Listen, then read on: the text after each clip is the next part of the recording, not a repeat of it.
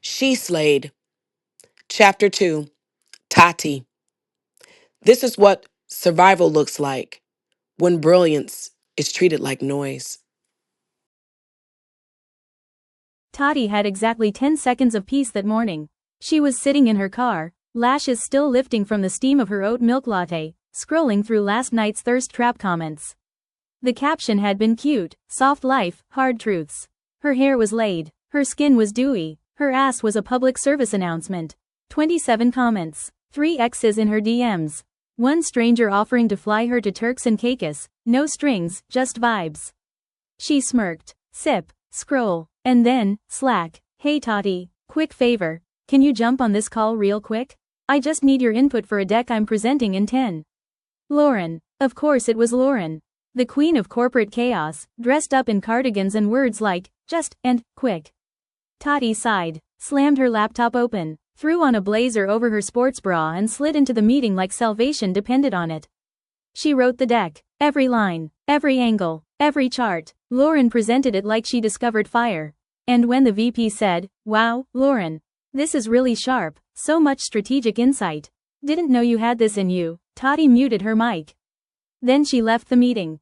Just like that, back at her desk, her makeshift cubicle wedged between a printer and a plant that hadn't been watered since Juneteenth, Tati stared at the wall and counted to 10. Not to calm down, just to avoid sending an email she'd have to apologize for later. She pulled up her CYA folder, created a new subfolder, March Madness, Credit Theft. Saved the deck under her name. Dated, time-stamped, because when you're a black woman in corporate, your documentation is your defense. Her inbox pinged again. Rachel, another one. Subject, quick clarification smiley face. That smiley face was code for, I'm about to play dumb and make it your problem.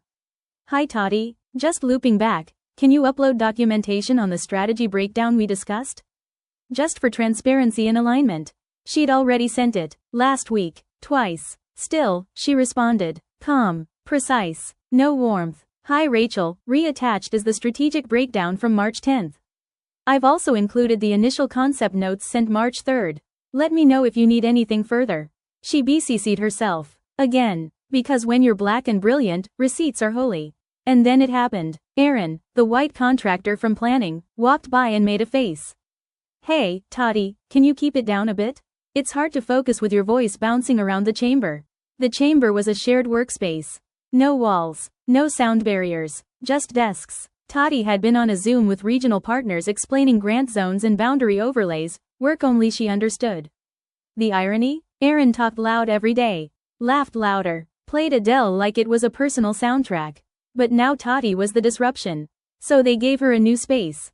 A Zoom room, a repurposed storage closet with stapled sound foam, no ventilation, and barely enough space to turn a chair without hitting the wall. She was a department head, in a closet. And they acted like it was a favor. Just to help everyone stay focused, HR had said.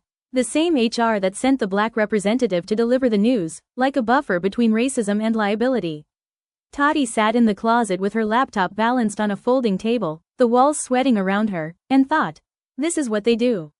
They don't fire you, they shrink you, they suffocate you, and then say it was policy.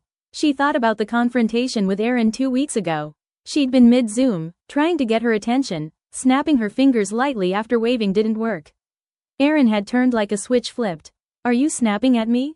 Loud, white woman loud, the kind of loud that invites our. That turns into a concern. That stains your reputation, even when it's a lie. Tati explained herself, professionally, calmly, with dignity, and got labeled aggressive anyway. Now, Aaron wouldn't speak to her.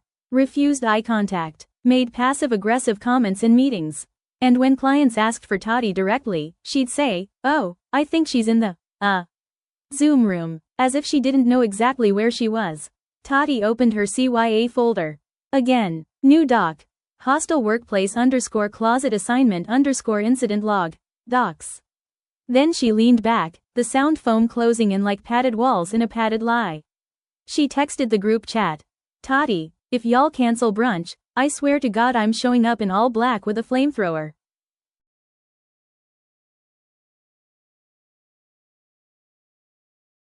This is the end of Chap 2 Tati.